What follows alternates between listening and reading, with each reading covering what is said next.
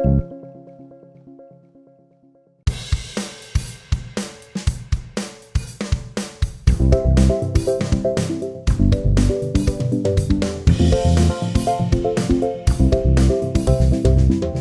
to the itnig podcast, where we discuss technology and startups and invite some of the smartest people in Barcelona to share their opinions. The topic of today is the status for women in tech in Spain, and where do we go from here? Because it's March, and we felt it was, in this place, we do this podcast every month, and we felt that, it's natural to invite some of the most brilliant women in tech in Barcelona and ask you and talk to you. I mean, how is it being a founder here? So around the table, I start with you, Nina Alastruey. You're the co-founder and CEO of Eelp.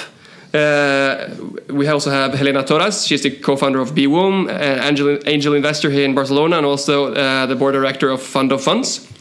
And last but not least, Gina Tost. You are the co-founder of Geenapp. You used to be the CEO of Geenapp. Tell us. No, nothing. I just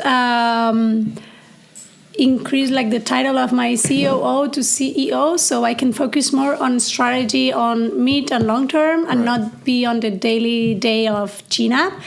And be here and not to be always thinking about what's happening now at the office. So it's a good feeling. Well, it's like you're seeing your kid growing up, and you need, to be the kid, not your kid. Right. So it's great. You're back to being the kid. Yeah. Okay, good. That sounds good. So to start off, being an entrepreneur in Barcelona and also being a woman, how is it? I'm just curious. Helena, you've been in the ecosystem for 10 years. That's a long time. What's your impression of being yourself? Okay, being myself. Yeah. That's good.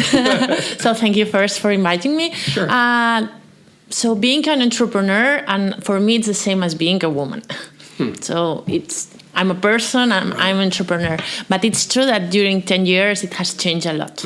And before you said you were an entrepreneur at the beginning, I remember 2009, it was like, okay, what's that? You are doing these things that only few people do, we don't understand, and what's really that? But after success cases that have been so much exits, being an entrepreneur or being an investor of entrepreneurs is something that now it's like fashion, and you have to be there. If you are not, you are. So, but also being a woman, so I think it's not different from being an entrepreneur, but it's true that when I started, there were not so many. Yeah, right. So it was an advantage. Yeah, it was an advantage. Yes, everyone remembered me. So it was easy if you went to an event and there were full of investors, all men. Now there are more women investors, but before there were all men. And the entrepreneurs, all men. So you were there, and I said, no, I have a project. So I'm a woman. They remember the woman that was in the cloud. Yeah, so they had something to... I was different. Right. That was enough, so they could remember me, so I could follow up, and we had a different connection. So it was an advantage. Oh, okay. I don't think being a woman is a disadvantage, in fact. No, I think the contrary. Yeah. And Nina, for you as well. You've both been here and also in the States. You've been in the game for a long time as well. For you, how is it being an entrepreneur in Barcelona today? I would like to say that I thought that, for instance, in the States was going to be quite different. I think being an entrepreneur and a woman is super tough, is super hard, super difficult. Maybe because I have two kids, and if I was single, it would be different. But I remember when I arrived in San Francisco to open the company there, and in 2 weeks I went to a meeting with all the telcos. It was an GCMA meeting, all the telcos and big bosses of everything. And I was having a conversation with one of them before lunch. And we were talking, my last company was about mobile television, that was pretty new at that moment. And I was having a conversation, and at some point, the guy says to me, so what do you do at the company? And then I said to him, I'm the CEO. And then he said to me, are you the CEO? So what I understood is that I should be the marketing director. at that moment. Really? So, and this is something that happens always. Another question is, for instance, you used to go for beers with investors when you are an entrepreneur, and more in the valley. When some of them, because you really start very close relationships with some investors, and first time you go for beers and with other entrepreneurs, blah blah, and second time is difficult because all investors have girlfriends, and it's quite different. And at the very end, you realize some of your friends go for beers with them, and you don't go for beers. It's like, why? I'm a woman, but I'm not single. I already have but it's. But this is something that will happen always, and independently of the country you're living in. And the only thing we can do is to support other women, from my point of view. It's really tough, probably because women take a lot of social responsibility with kids, with moms, with elderly, whatever. And you need to empower them, from my point of view. Right. I mean, Gina, you raised a company here in Barcelona. Compared to Nina's experience, can you recognize some of the same patterns? Well, compared to Nina's and Helena's experience, I don't have the same amount of experience. I've been an entrepreneur for 4 years. I used to be a journalist, previously a tech journalist. Well, for me, it was, I won't say easy, because it's never easy, but because there was a group of women and a lot of entrepreneurs in Barcelona, it was kind of easy for me to get in, to know them, because everyone is empowering each other. For example, I didn't know Nina, but I know Helena, and even though we don't work together, I'm sure we can do a lot of things together in the same environment. So for me, maybe because the environment is more mature, we can increase the empowerment and to help each other. Right. And when you started out, was it as easy as it is today? It's pretty new. I'm a noob. It's been only 4 years since I founded the company. It's going to be 5 years this year, but I don't have the same amount of experience as them. Right. Going forward, to get, a big issue these days is getting women into more manager positions in startups. As you talk about, you weren't expected to be the CEO, only the marketing person. And I've been reading and studying before talking to you guys, and I've been thinking, startups itself, it should be a great way for women to early on get these kind of positions, right? Where in a big corporation it maybe would be harder to rise to the top. Is that right, or what do you think, Nina? I think the startup ecosystem is a great environment for women. Yeah. And also because women are really talented. They are complete people, from my point of view. They can manage many different tasks, and a startup needs this behavior. I think corporates are different. So different wages, different responsibilities. You don't know why there's no a board member in. Yeah, right. For you, Helena, is this something that you also, you're meeting probably with female founders, founders of all kind of diversity. Do you think also that, for women with ambition, is the startup ecosystem a great place to start? Of course. I think also there is a study of first round capital that they did after 10 years of investments, that they say all the companies they had diversity on, they get a 63% more return on investment than the ones that had only male management team, male founders. So that I don't think it's about male, female, it's about the diversity. Right. Because you bring different points of view, and that's what makes you richer. So it's not about having only women or having only men, but having both of them, and both views will make you increase. So startups, as Nina said, we women, we are more multitasking. And when you start a startup, you don't have money, so you have to multitask. Or yes. You have to do everything, so that's an advantage for us. But I don't think, I really think it's a good ecosystem for women. I think it's an advantage to be woman. I have 2 kids too, and I had it in the middle of everything. But the thing is, if you are a woman, you have to show ambition. I think the problem is not being a woman, but to have the ambition that the startup ecosystem wants about an entrepreneur, being a man or being a woman. If you are there, you show ambition, you have the vision, people want women. Yeah, exactly. So, I mean, when you're investing in startups yourself, are you looking to diversity when you're looking to invest in someone? I look to the person. I would prefer to have more women projects. It's true there are not so many, and there should be more more people going. Yes, I can, but at the end, I look to the person and how he is and how passionate is about the project.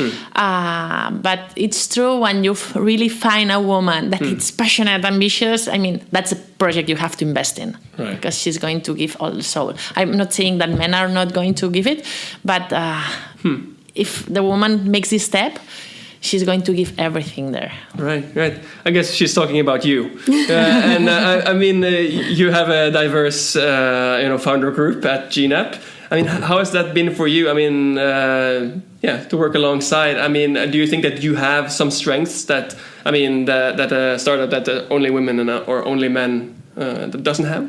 Well, our founding group is very diverse. We have Jaume Ferrer, that he's a serial entrepreneur. He has founded a lot of companies. He had a lot of exits, and he's very successful. We also have Javier Casares, that he's a tech guy, a super freak that everyone in the tech area, freak area knows.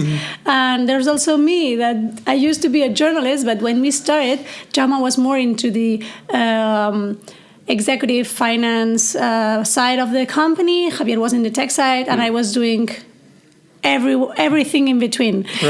Because so you have to multitask. And I'm sure they saw something in me because they didn't say, okay, the girl, she can, serve coffee and do photocopies and things like this. No, they say, okay, let's work together. And the 3 of us started working together, and we raised a kid that now is kind of big. Yeah, exactly. I mean, when you're hearing this, I guess it's exactly what you're saying. Yes.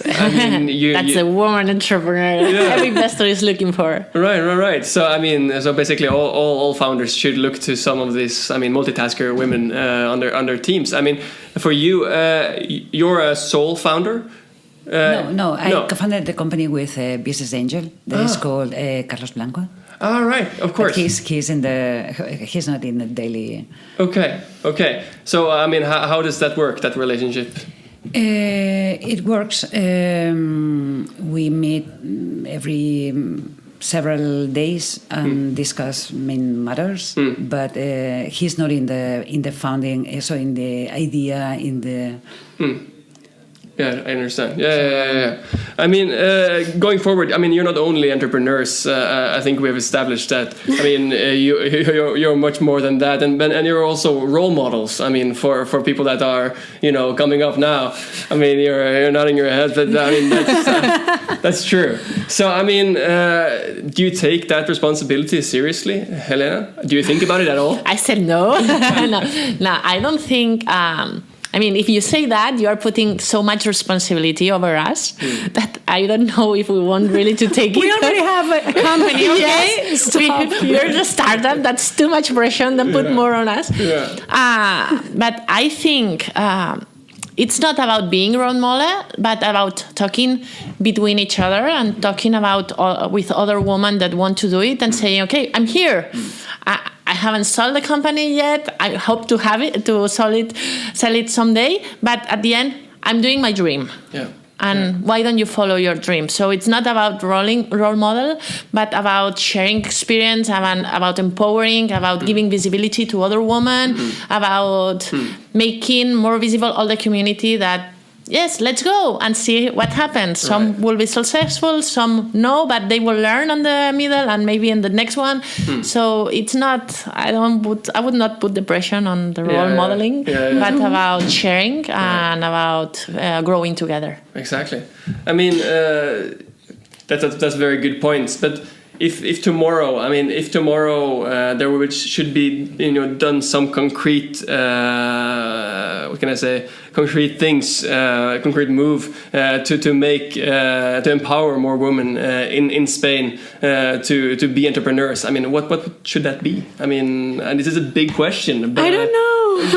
Well, you have no clue? I don't know. I think that we have to work together and work in our project and things will come. I mean, there's no a path, I think. No. There's not a move. Like, we have to do this, and if we want to achieve that. No, it's a lot of things that a lot of people has to do together or separately that would lead us to, become a better tech hub. It's hard work. Yes, it's hard work, but everyone in their project. Nina with Eelp, Helena with B-wom, me with Geenapp, everyone with their project and with our own little success, daily success. Sometimes it's a daily success, like, hey, I didn't die today. Keep up the good work. Right. That are going to lead us to something, a better future. Oh, that's cool. I'm curious, and I mean, we gotta dive into this a bit. But always when you read, and I do research before I talk to smart people like you, and I won't dare coming in here, without any research. And I mean, what comes to me again and again is that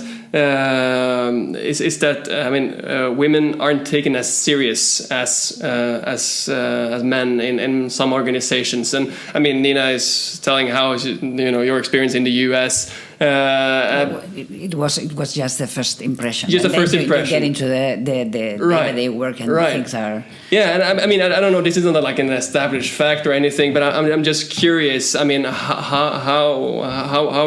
what is your opinion? On this in Spain? Have you, Helena, ever as a founder? I mean, has your opinions ever been worth less to some? On the contrary, I have a very positive view on everything. I've been, since I'm in the entrepreneur world, I think we should separate corporate world and entrepreneur world. It's different how it works. But for me, I've been taken seriously, not because being a woman or being a man, because me. That was my opinion, and it was taken seriously because it made sense. Maybe it has not made sense. I would not have been taken seriously as anyone. Right. So I don't think that being a woman it's a problem. It's true that it's the attitude also you show since the beginning. So a lot about attitude. Yeah, I think that as I said before, as a woman we have to be able to do the first step and to let's go for it. All three of us, we have done that. But there are a lot of women that are thinking, should I do or not? But once you do it, you are treated with a lot of respect because you are there. You are following your dream and you are fighting to grow a company that started from zero, and you are putting everything, you're multitasking.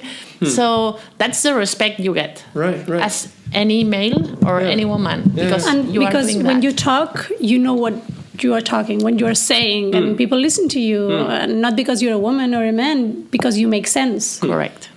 There's one thing that Helena said. The most important part is taking the risk.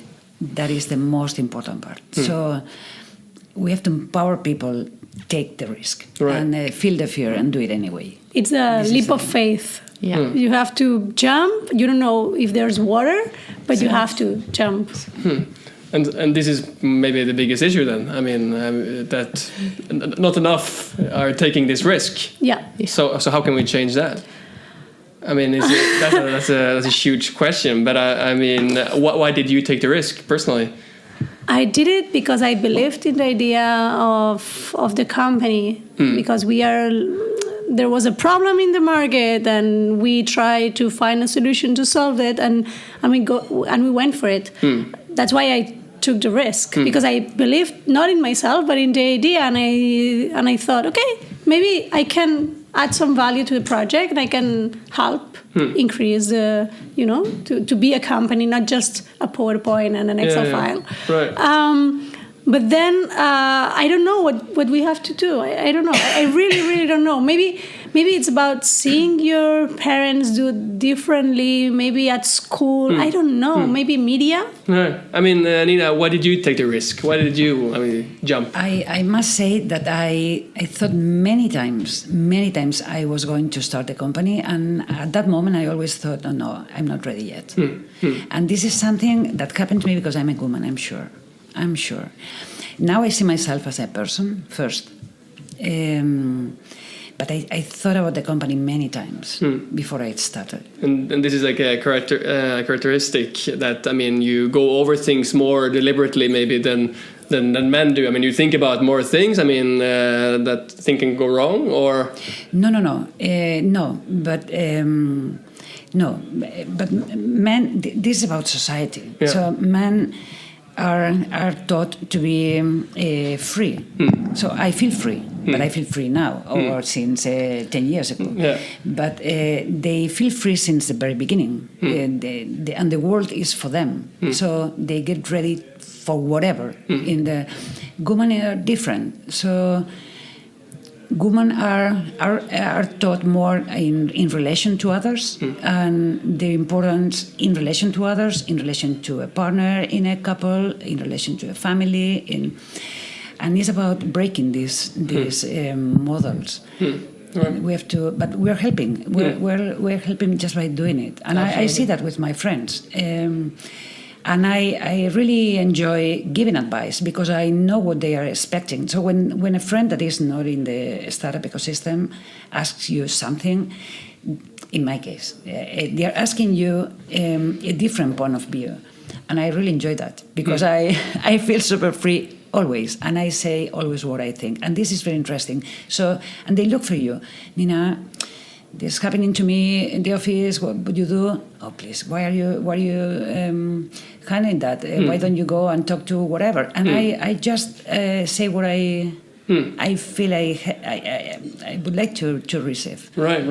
That's very interesting, and that's brilliant. But moving a bit forward with this, we were all before March. There was all this Uber incident, Susan Fowler. Being very open about these things, and there's been a huge aftermath.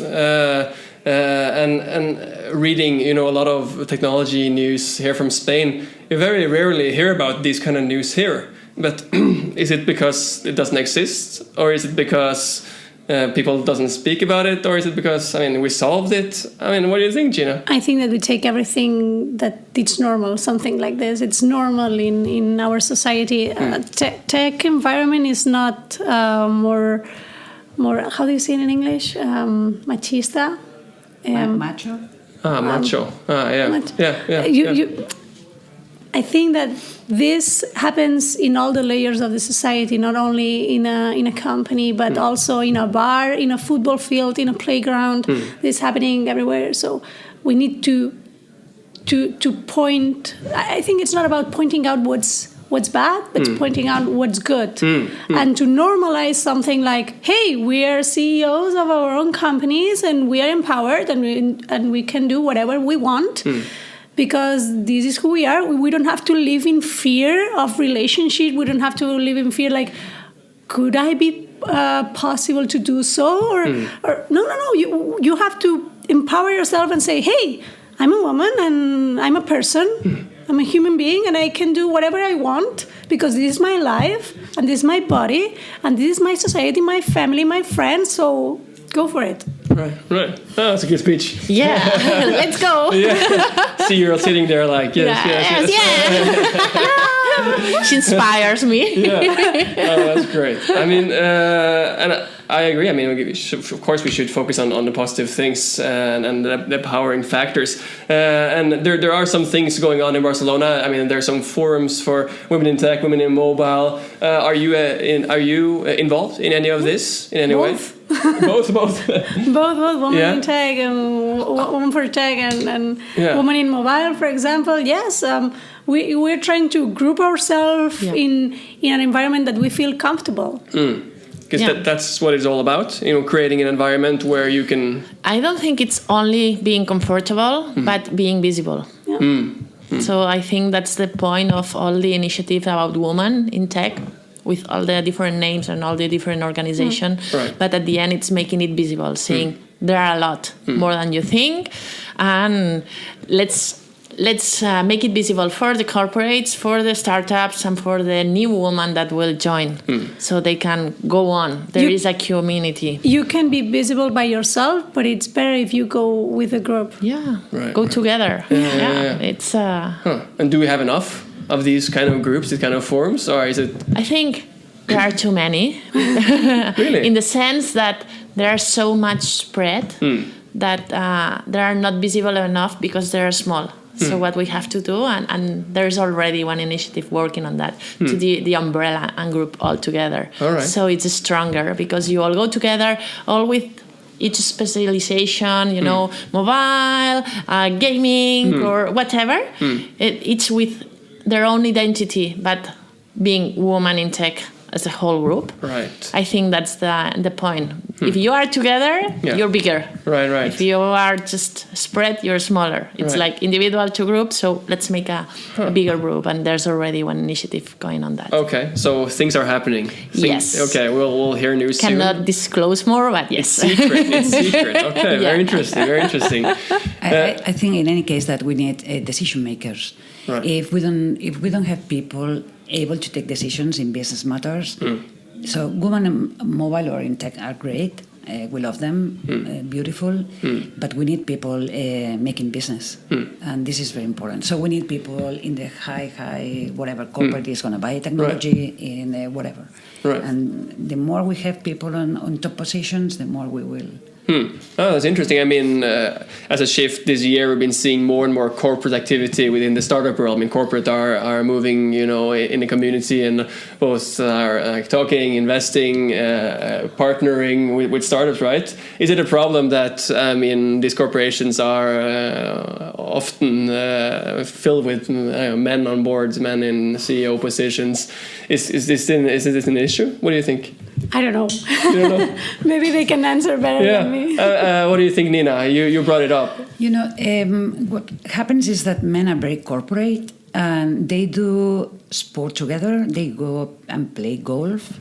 It's very difficult to find a man or 4 men and a woman in a golf cart together. Or they go wherever, they share their hobbies and they can do business at the moment. And on our side, we have to wait for office hours to do the business.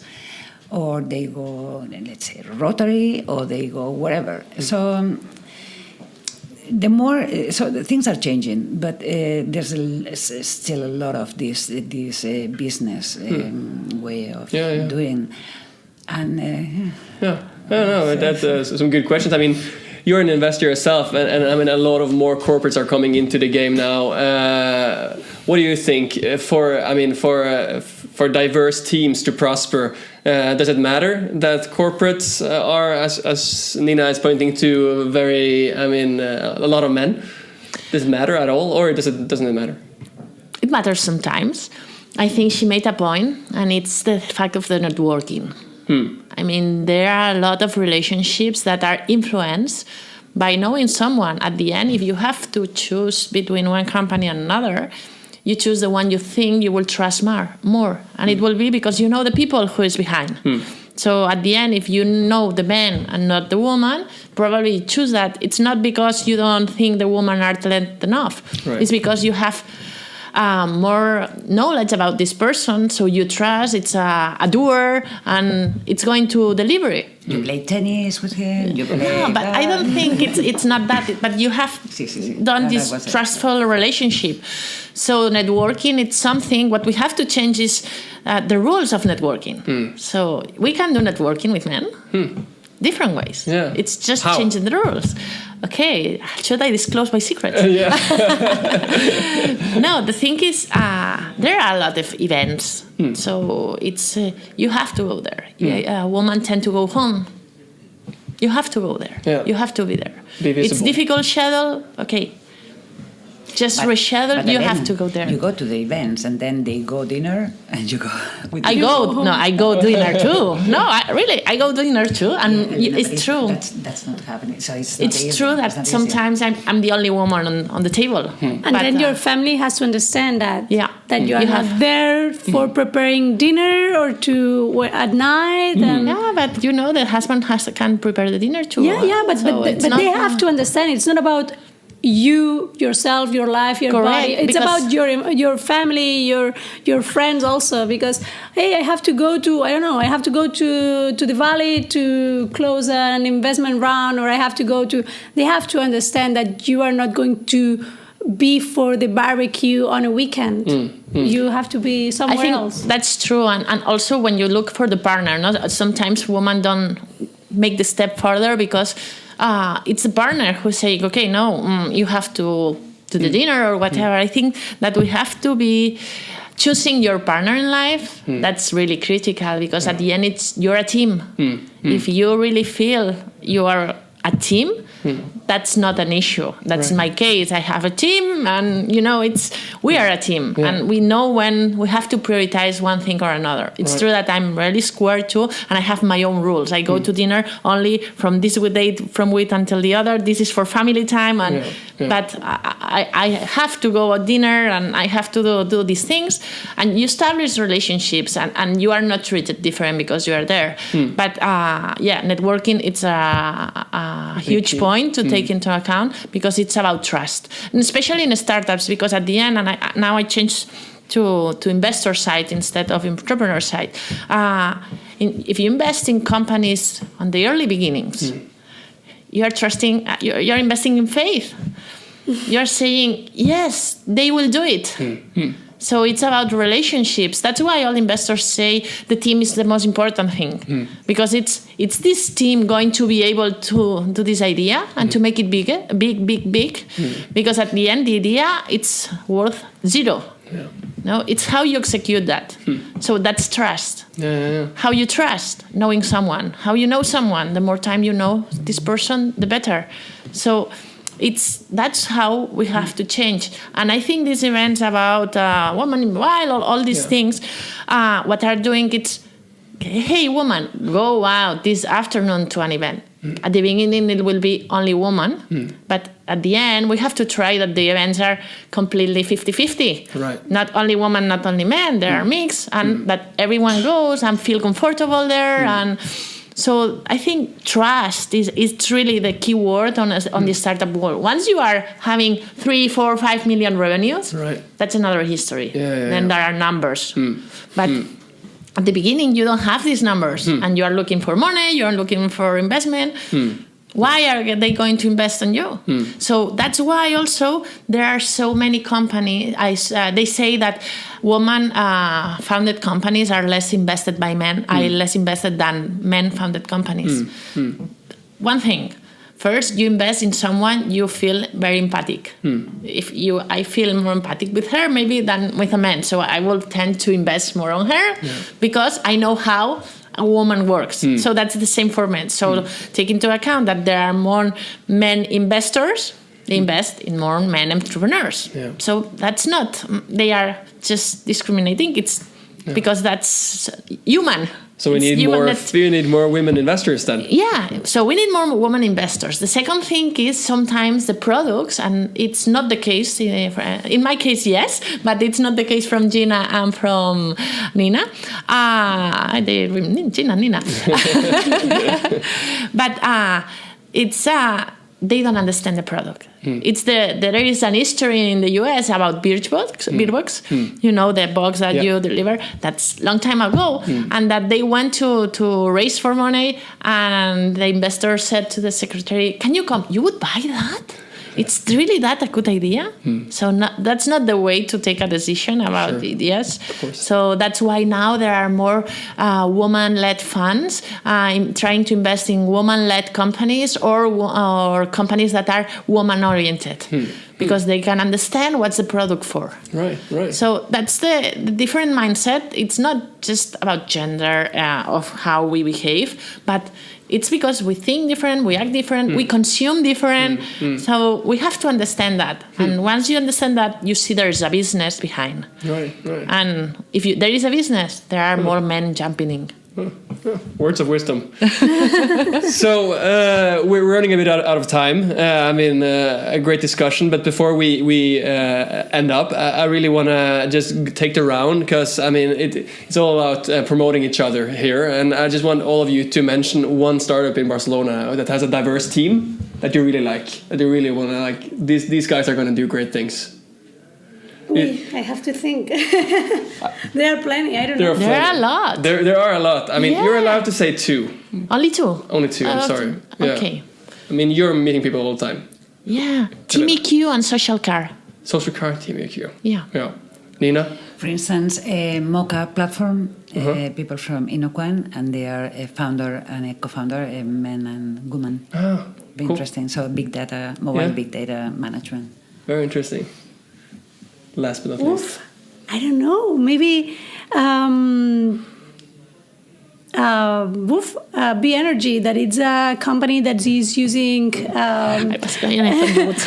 is using gamification for health. And Helena knows it because of B-wom, her startup. And they can do. I think there's a lot of things that they can do together because it is something that maybe we have to learn. Maybe this is next step that we collaborate with each other. Like, hey, I have a startup that is doing this, and you are doing that. Maybe we can do things together. I was hoping you would say that one. And that wasn't my third one. I said, okay, Gina will say. Sounds perfect. So thank you so much, every one of you, Nina, Helena, and Gina, for coming, and thank you for listening to the podcast, everyone. Be sure to check out the videos, the blog post, everything related to the podcast, and also the podcast we're going to do next week.